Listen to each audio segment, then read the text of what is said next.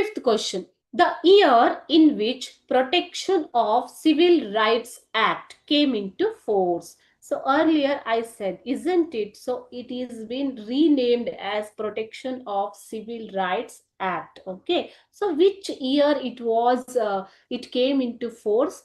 The options given here are, see the options first.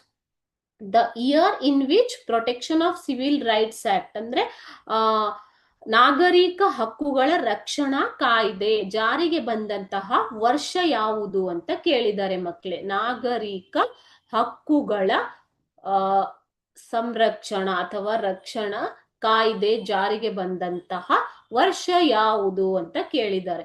So options given here are option A 1976, option B 1989, option B 1955, option C 1989, option D 1996. So correct answer is option A 1976. Earlier it was Untouchability Offence Act 1955.